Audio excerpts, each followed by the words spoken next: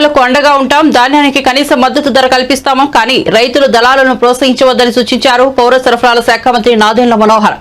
కృష్ణా జిల్లాలో పర్యటించిన ఆయన పామర్రు, గుడివాడ నియోజకవర్గాల్లో రోడ్లపై ఆరబోసిన ధాన్యపు రాశులను పరిశీలించారు. రైతులతో మాట్లాడుతూ ఇబ్బందులు లేకుండా ధాన్యం కొనుగోలు ప్రక్రియ జరుగుతోందంటూ భరోసా ఇచ్చారు. ఆ తర్వాత మీడియాతో మాట్లాడుతూ వాతావరణ మార్పులతో 40 రోజుల పాటు జరగాల్సిన ప్రక్రియ 4 రోజుల్లో చేయాల్సి వస్తుంది. రైతులకు మద్దతుగా అధికార యంత్రాంగం అంతా రాత్రిబౌల్లో కష్టపడుతుంది. వాతావరణ మార్పులతో రైతులకు మేలు చేకూర్చేలా ధాన్యం విక్రయాల్లో అనేక సంస్కరణలు తీసుకొచ్చామన్నారు. రాష్ట్రంలో ధాన్యం కొనుగోలు ప్రతి జిల్లా నుంచి వస్తున్న సమాచారం మేరకు రైతులకి ఉపయోగపడే విధంగా పౌర సరఫరా శాఖ నుంచి మేము చేసిన అనేక సంస్కరణలు ప్రతి రైతుకి ఒక భరోసా నింపే విధంగా క్షేత్రస్థాయిలో గతంలో వాళ్ళు పడిన ఇబ్బందులు ఇంకెప్పుడు అటువంటి పరిస్థితులు రాకూడదనే ఉద్దేశంతో అనేక సంస్కరణలు తీసుకొచ్చి రైతులను ఆదుకోవడానికి గౌరవ ముఖ్యమంత్రి గారు చంద్రబాబు నాయుడు గారు, అదేవిధంగా ఉప ముఖ్యమంత్రి గారు పవన్ కళ్యాణ్ గారు ఇచ్చిన సూచనలతోటి రాష్ట్ర వ్యాప్తంగా అనేక కార్యక్రమాలు చేసుకుంటూ వస్తున్నాం. అందులో ప్రధానంగా గతంలో రైతులు ఫలానా మిల్కే వెళ్ళి అమ్మాలి అనే ఒక కండిషన్ ఉండేది. దాన్ని తొలగించి ఈసారి రైతుకే మేము ఆ వెసులుబాటు కల్పించాం. ఏ ప్రాంతంలో వాళ్ళకి ఆ అందుబాటులో ఉండే విధంగా రైస్ మిల్ ఏది నచ్చితే ఆ రైస్ మిల్కే తీసుకువెళ్ళి వీళ్ళు ధాన్యం అమ్మే విధంగా ఒక వెసులుబాటు అందించడం జరిగింది. అదేవిధంగా రైతు సహాయ కేంద్రాలు ఏవైతే ఏర్పాటు చేశామో అన్ని రైతు సహాయ కేంద్రాల్లో కూడా వాతావరణాన్ని దృష్టిలో పెట్టుకుని అనుకోకుండా తుఫాను వస్తుందనే ఒక సమాచారం ఉంది కాబట్టి ఇంకా పూర్తి స్థాయిలో దాని దారి మనకి ఇంకా నిర్ధారించలేం. బహుశా రేపు సాయంత్రానికి కొంచెం క్లారిటీ వస్తుంది.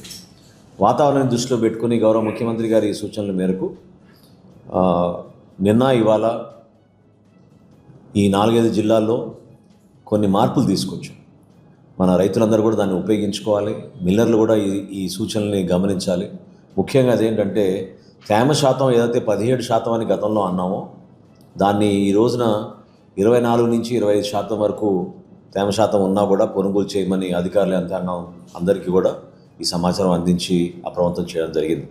ప్రధానంగా హడావుడిగా రైతులు పాపం ఎప్పటికప్పుడు మెషిన్లు దొరకగానే పొలాల్లో కటింగ్ అవగానే తీసుకొచ్చి వాళ్ళు పడుతున్న ఇబ్బందులు చూసి ప్రస్తుతం ఉన్న వాతావరణ పరిస్థితుల్లో వాటిని ఎండబెట్టలేకపోతున్నారు. కాబట్టి కొంచెం తేమ శాతం ఎక్కువ ఉన్నా కూడా ఆ వెసులుబాటు కల్పించి ఖచ్చితంగా కేవలం 5 కిలోలు తరుగు తీసుకుని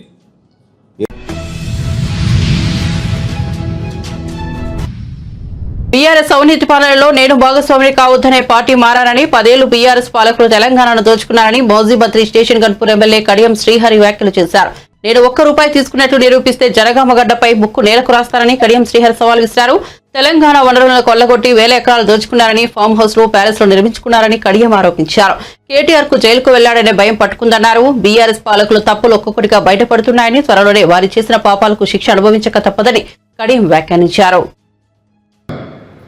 చెప్పుకునే ప్రయత్నం చేసినప్పుడు కూడా దాన్ని విమర్శించే ప్రయత్నం చేస్తున్నారు.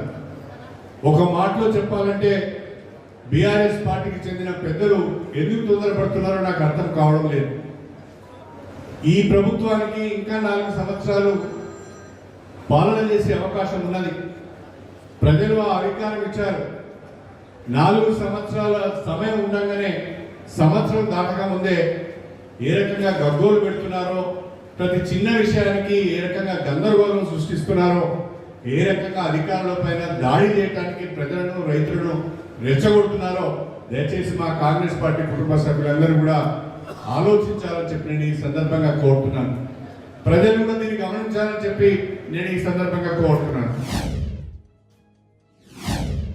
అనేక ఉద్యోగ నియామకాలకు నోటిఫికేషన్లు ఇచ్చి ఆ ప్రక్రియను పూర్తి చేయకుండా నిరుద్యోగులను గందరగోళానికి గురి చేస్తే అధికారంలోకి వచ్చిన వెంటనే ఆ నియామకాల ప్రక్రియకు సంబంధించిన పూర్తి సమాచారాన్ని తీసుకొని ఆ ప్రక్రియను పూర్తి చేసి కొత్తగా ఉపాధ్యాయ నియామకాల కొరకు నోటిఫికేషన్ ఇచ్చి పరీక్షలు నిర్వహించి వాళ్ళకు కూడా నియామక పత్రాలు ఇచ్చి ఈ 11 నెలల కాలంలో, ఈ సంవత్సర కాలంలో ఈ రాష్ట్రంలో 50,000 మంది నిరుద్యోగులకు ఉద్యోగ నియామక పత్రాలు ఇచ్చింది తెలంగాణ ప్రభుత్వం అని చెప్పి నేను ఈ సందర్భంగా తెలియజేస్తున్నాను. దేశంలో ఎక్కడైనా ఏ రాష్ట్రమైనా ఒక సంవత్సరంలో ఒక క్యాలెండర్ ఇయర్లో 50,000 ఉద్యోగ నియామకాలు ఇచ్చిందని అడుగుతున్నాను. మేమే నోటిఫికేషన్లు ఇచ్చినాం, మరి గాజులు కాసినావా? నోటిఫికేషన్లు ఇచ్చి ప్రక్రియను పూర్తి చేసి ఎందుకు ఉద్యోగాలు ఇవ్వలేదని నేను అడుగుతున్నా. నువ్వు ఎందుకు ఇవ్వలేదు ఉద్యోగాలు? ఎందుకు నీకు మాత్రం ఉద్యోగాలు ఉంటే సరిపోతాయి అనుకున్నావు, నిరుద్యోగులకు ఉద్యోగాలు ఇవ్వాలనే ఆలోచన రాలే.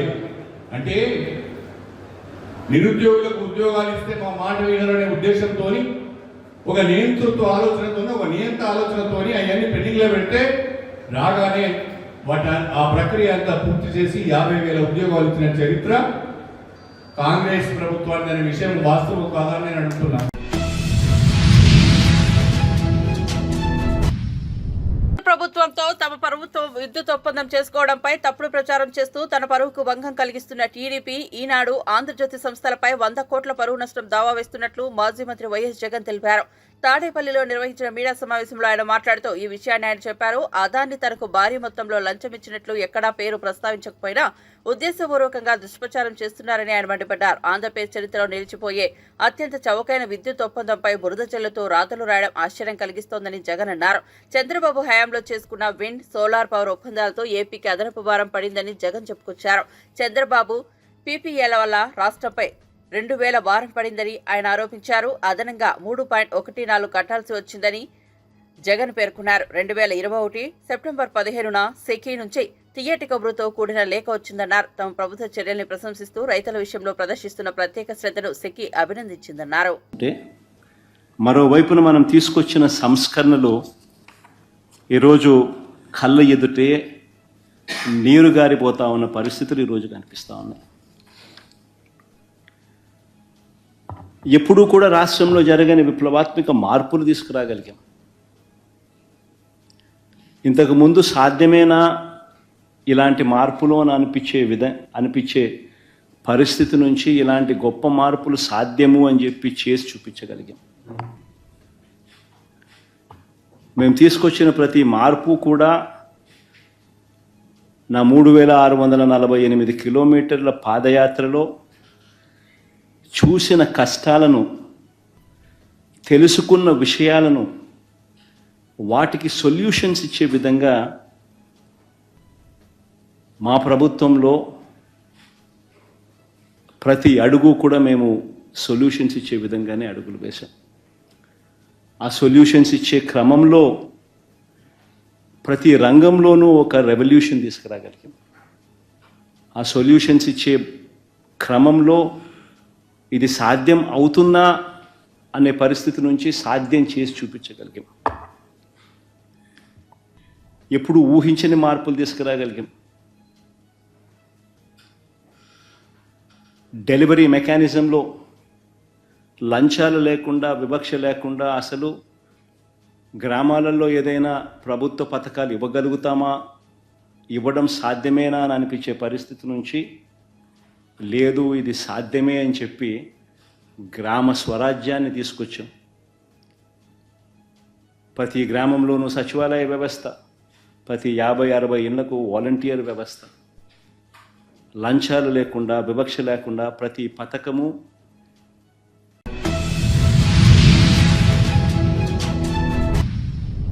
అనంతపురం జిల్లాలో రైతులు ఎదుర్కొంటున్న సమస్యలపై రాష్ట్ర ప్రభుత్వం దృష్టికి తీసుకెళ్లాల్సిన వాటిపై చర్చించామని ఆర్థిక శాఖ మంత్రి పయ్యావుల కేశవ్ తెలిపారు. అనంతపురంలో 14 టీడీపీ ఎమ్మెల్యేలను గెలిపించిన జిల్లా ప్రజల రుణం తీర్చుకునేలా నిర్ణయాలు తీసుకున్నామన్నారు. జిల్లాలో సాగునీటి ప్రాజెక్టులకు పూర్తి చేసేలా నిర్ణయం తీసుకున్నామని మంత్రి పయ్యావుల చెప్పారు.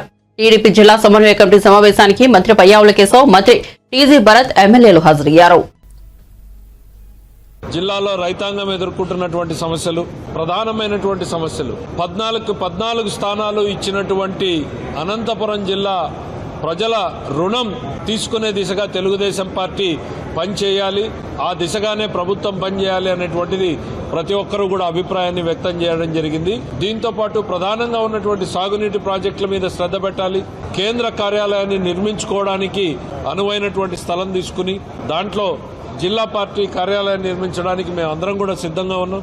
ఎవరో లెటర్లు పెడితే మాత్రం కాదు, ఏ రకంగా గత 5 ఏళ్లలో పోరాడారు, ఇవన్నింటినీ కూడా దృష్టిలో పెట్టుకుని అవకాశం ఉన్న ప్రతి ఒక్కరికి కూడా అవకాశం కల్పించడానికే ప్రయత్నం చేస్తున్నారు. భవిష్యత్ కార్యాచరణలో ప్రజలకు మరింత చేరువ కావాలి అనేటువంటిది నిర్ణయం తీసుకోవడం జరిగింది. Thank you.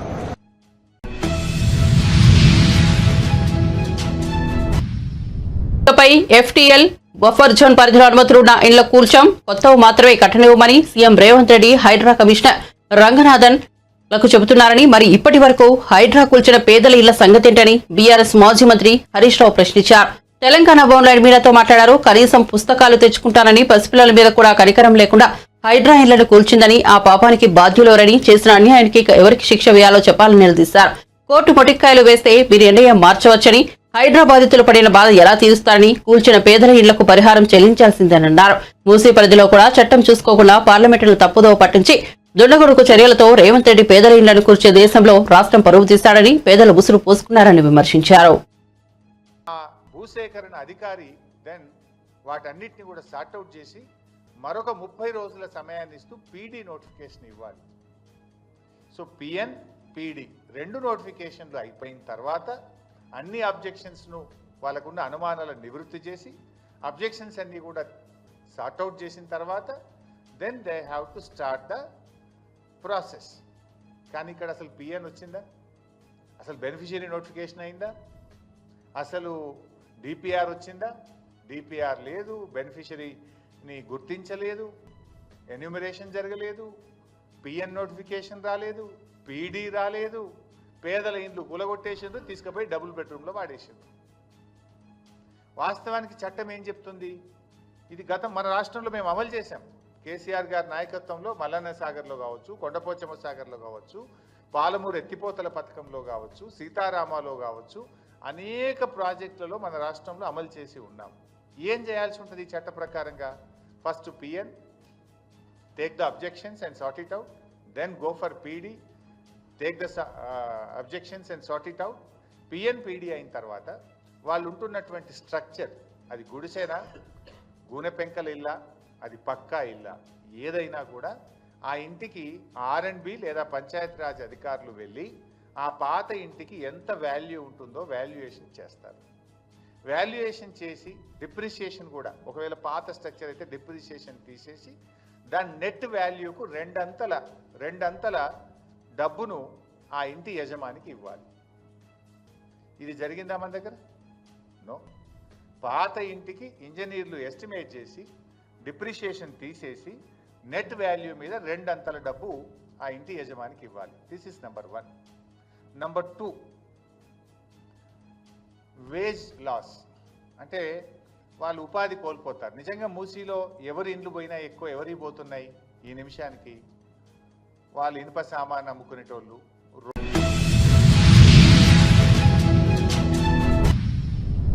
నిర్మల్ జిల్లా దిలావర్పూర్లోని ఇథనాల్ పరిశ్రమ విషయంలో లేనిపోనివి సృష్టించవద్దని బీఆర్ఎస్ నేత మాజీ మంత్రి తలసాని శ్రీనివాస్ యాదవ్ అన్నారు. బాధ్యత గల వ్యక్తులు వివరాలు తెలుసుకున్న తర్వాత విమర్శలు చేయాలని హితవు పలికారు. ఇథనాల్ పరిశ్రమ తలసాని కుటుంబదేనంటూ కాంగ్రెస్ నేతలు ఆరోపణలు చేసిన నేపథ్యంలో ఆయన స్పందించారు. రోడ్ల మీదకి వచ్చిండ్రు, అధికారులను దిగ్బంధం చేసిండ్రు. ఇవన్నీ మనం టీవీలో పేపర్లో చూసినటువంటి అంశాలు.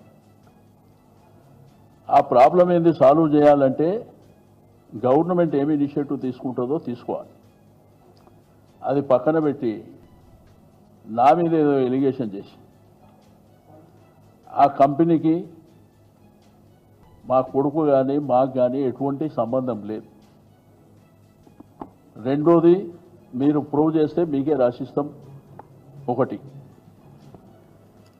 2016 అంటే 8 సంవత్సరాల క్రితం రాజమండ్రి ప్రాంతంలో పిఎంకే డిస్టిలేషన్స్ కంపెనీ అని ప్రారంభించి ఒక గ్రూప్, ఒక 8-9 మంది వాళ్ళు ఒక కంపెనీ పెట్టాలన్నటువంటి సంకల్పంతో అక్కడ స్టార్ట్ చేశారు.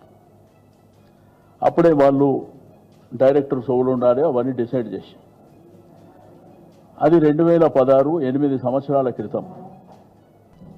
అది కూడా సెప్టెంబర్. ఆ తర్వాత అప్పుడు తెలుగుదేశం ప్రభుత్వం ఉండే అక్కడ ఆంధ్రప్రదేశ్, అది వర్కౌట్ కాలే. ఆ తర్వాత 3 నెలలే అంటే 2016 డిసెంబర్లో అందరు రాజీనామా చేశారు. మీరు గూగుల్లో చెక్ చేస్తే క్లియర్గా తెలుస్తుంది. ఈ దాపరికం దాచిపెట్టేది ఏమీ లేదు. అది అక్కడికి క్లోజ్ అయిపోయింది. 2016లో క్లోజ్ అయిపోయింది. ఆ పేపర్ తీసుకొని ఆ పేపర్ ఎన్నో పట్టుకొని ఇది చూపిస్తారు మీకు. నేనన్నా బాధ్యత గల ప్రభుత్వం జరుగుతున్న పరిణామాలు ఏంది, రైతాంగం అక్కడ ధర్నా ఎందుకు చేస్తుండ్రు, అక్కడ కంపెనీ రావద్దని వాళ్ళు రోడ్ల మీదకి ఎందుకు వచ్చిండ్రో అది పరిష్కారం చేస్తే బాగుంటుంది. కానీ ఏదో టీఆర్ఎస్ పార్టీనే టార్గెట్ చేయాలి, మమ్మల్నే టార్గెట్ చేయాలి అనే సంకల్పం నిన్న మాట్లాడడం అది మంచి పద్ధతి కాదు. మీరు మాట్లాడేటప్పుడు అన్ని విషయాలు తెలుసుకోవాలి. ఫస్ట్ ఎలిగేషన్ చేసేటప్పుడు మీరు అన్ని విషయాలు తెలుసు. టీఆర్ఎస్ కీలక నేత ఆర్మూర్ మాజీ ఎమ్మెల్యే జీవన్ రెడ్డి కాంగ్రెస్ ప్రభుత్వంపై ఫైర్ అయ్యారు. రాష్ట్రంలో ప్రజాపాలన నడవడం లేదని, రేవంత్ ప్రెస్టేషన్ పాలన నడుస్తోందని విమర్శించారు. కాంగ్రెస్ ప్రభుత్వంపై తెలంగాణ రైతులు తీవ్ర ఆగ్రహంతో ఉన్నారని తెలిపారు. రాష్ట్ర రైతులను అరెస్ట్ చేయడమేనా ప్రజాపాలన అంటూ ఆయన ఈ సందర్భంగా ప్రభుత్వాన్ని ప్రశ్నించారు. అలాగే కాంగ్రెస్ 11 నెలల పాలనలో అన్ని వర్గాలకు అన్యాయం జరిగిందని, ప్రజా సమస్యలపై హైకోర్టు చివాట్లు పెడుతున్నా సీఎం రేవంత్ రెడ్డి తీరు మారడం లేదని బీఆర్ఎస్ మాజీ ఎమ్మెల్యే జీవన్ రెడ్డి ఆగ్రహం వ్యక్తం చేశారు.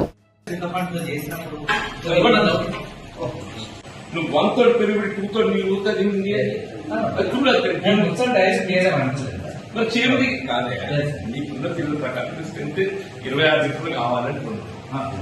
26 లీటర్లు అంటే ఒక లీటర్ 10 మంది వస్తుంది. నేను 300 మంది పిల్లలు ఉన్నాను. 1 లీటర్ 10 మంది పోయాలి. పూస్తూ కప్పులు ఇస్తాను. అది ఈ మొత్తం గిన్నె నిండితేనే నీకు వస్తుంది. నీకు 30% పెరుగుతాను. Chicken mutton or chicken, mutton or chicken, mutton or chicken Sunday 6 Wednesday compulsory chicken chicken or mutton ఏదైనా. కానీ అవి 2 బడ్జెట్ సరిపోతుంది. ఇంతకుముందు మనం అది ఏదైనా గవర్నమెంట్ ఇచ్చిన మెనూ మీరు ఫాలో కావాలి. అవును, ఈ 2 టైమ్స్ బడ్జెట్ సరిపోవటం లేని సమస్య కాదు. You are not following it. You are not following it. 5 days egg you have to give. Weekly twice non-veg you have to give. Not just once. ఇది నేను అన్నది కాదు. ఇది నేను మీరు చూసినా చెప్పండి. నువ్వు నాకెక్కడ లోపడుతుంది. వారానికి 5 పొడుగులు ఇవ్వాలి. నేను ఒకసారి ఇచ్చినంత ముందు 8 రోజులకి పొడుగులు ఇవ్వాలి. వారానికి ఎన్నిసార్లు నాన్ వెజ్ ఇస్తుండ్రు?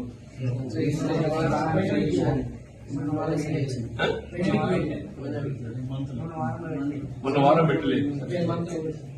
అదే ఈ మంత్లో ఒకసారి ఇచ్చారు. అది 40th రావు. తర్వాత ఎడబాయింది సార్. 40th నవంబర్ తర్వాత నాన్ వెజ్ ఇవ్వలేదు. They are telling, not me. 40th November ఇచ్చిన తర్వాత నాన్ వెజ్ ఇవ్వలేదు. వాళ్ళే చెప్తుంది, నేను చెప్తున్నాను. ఇబ్బంది కూడా సంబంధించిన ప్రయత్నం ఎందుకు చేస్తారా? నెక్స్ట్ వీక్ అంటుండి ఇచ్చేది. ఇచ్చాను నెక్స్ట్ అది 14 నవంబర్ తర్వాత మళ్ళీ ఇవ్వలేదు చెప్తున్నా. వాళ్ళే after 14 November you had one chicken. వాళ్ళు చెప్పిన వాళ్ళు మనుషులు, మనమే కాదు మనుషులు, వాళ్ళు కూడా మనుషులే. సార్ నేనైతే నా వైఫ్ నుంచి వాళ్ళకి ఎంత చేయాలో చెప్తాను. You are trying to do justice, but అది సరిపోతుంది. వదిలేసే బాబా, ఎందుకు ఎక్స్ప్లెనేషన్?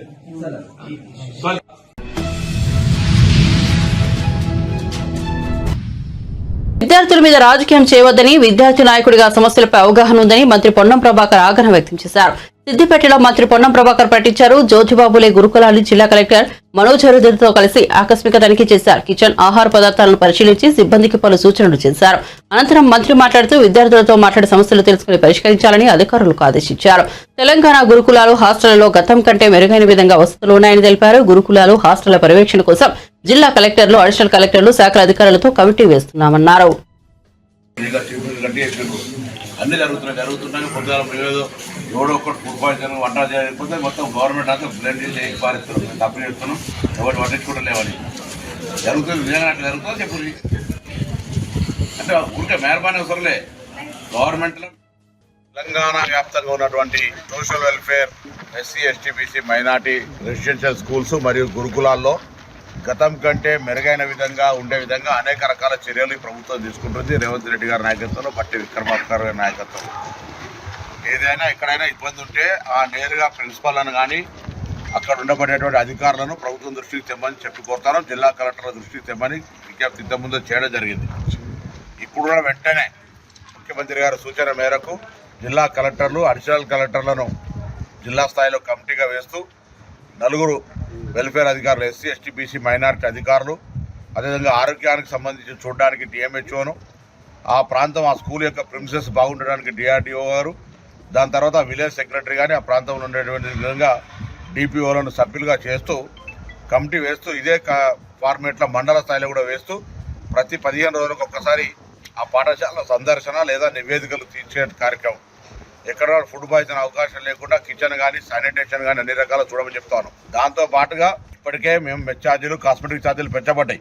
ఫుడ్ మెనూ అందరూ మార్చుకోవాల్సిందే. ఫుడ్ మెనూ మారినాక అవసరమైతే ఒక పేరెంట్స్ కమిటీ పెట్టి వాళ్ళ ముందు దీన్ని పెట్టి నేను పేరెంట్స్ని కూడా కోరుతా ఉన్నా, పిల్లలకు ధైర్యం ఇవ్వండి. సమస్యలు ఉంటే తల్లిదండ్రుల ద్వారా కూడా ప్రభుత్వం దృష్టికి తేవడానికి అవకాశం ఉంది.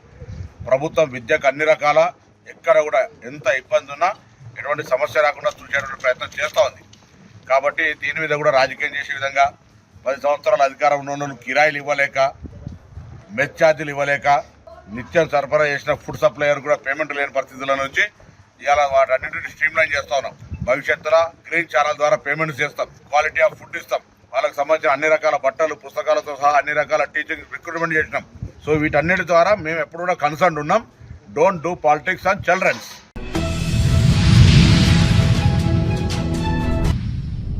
బీఆర్ఎస్ వర్కింగ్ ప్రెసిడెంట్ కేటీఆర్, ఆ party senior MLA Harish Rao Hyderabad BRS Bhavan లో కార్యకర్తలతో కలిసి భోజనం చేశారు. ఈ ఇద్దరు నేతలు టేబుల్ పై ఎదురెదురుగా కూర్చుని భోజనం చేశారు. తమకు ఏం కావాలో సర్వర్లను అడిగి మరీ తెప్పించుకున్నారు. సరదాగా మాట్లాడుకుంటూ వారు భోజనం చేశారు. ఇందుకు సంబంధించిన వీడియో నెట్టింట వైరల్ గా మారింది.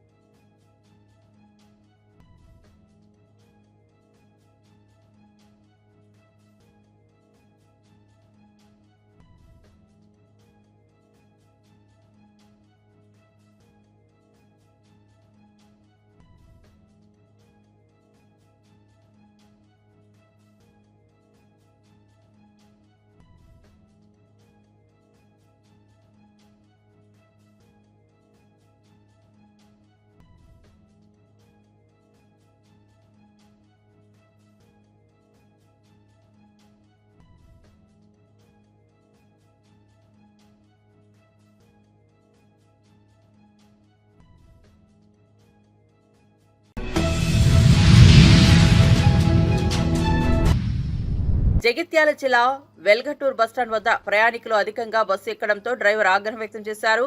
ఫుడ్ బోర్డుకు వేలాడుతూ ప్రయాణం చేస్తే ప్రమాదాలు జరుగుతాయి, ఉద్యోగం పోతుందని భయమేస్తుందంటూ బస్సు నిలిపేశారు. ఫ్రీ బస్ పథకం వల్ల స్థలం దొరకడం లేదని ప్రయాణికులు కూడా అసహనం వ్యక్తం చేశారు.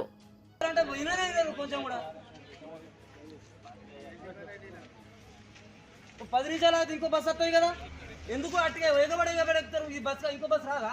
ఇదే బస్సు కావన్నా? ఒక 10 నిమిషాలు అయితే ఇంకో బస్సులో కూర్చొని పోవచ్చు. సరదాగా గీత కూడా ఆలోచించండి. ఆడ మొన్న కరీంనగర్లో పడి కింద చచ్చిపోయాడు. అందరి మీద దానికి 20 లక్షలు వచ్చినాడు. డ్రైవర్ను కండక్టర్ జైల్లో ఊరుకున్నారు. మాట్లాడే బిడ్డ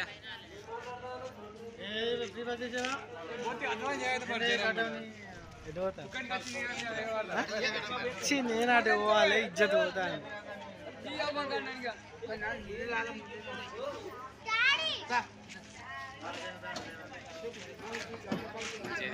ఏమని మాకేసరి పడదు బస్సులు పంపిది మీరు మంచిర్యాల దింపితే మొత్తం పోతాయి.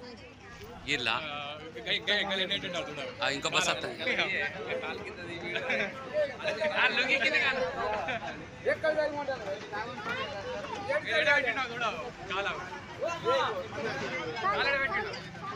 కాలు కింది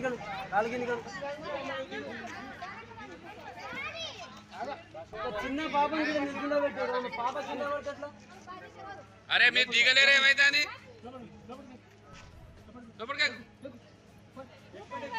మనుషులు ఏమని ఉన్నారు అసలు? అగో ఎటుగా టైర్ ఊసిపోతుంది, రేడియో ఊసిపోతుంది, మొత్తం అంగేది టైర్ పోతుంది. ఆట అంగింది, ఆట ఇడుతుంది.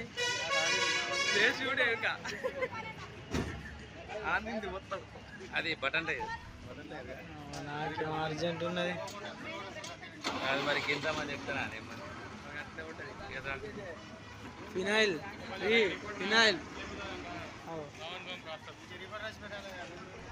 ఇంకా బస్ పంపియానా? మా బండి నువ్వు గడు మంచిర్యాల నింపితే ఏమవుతుంది?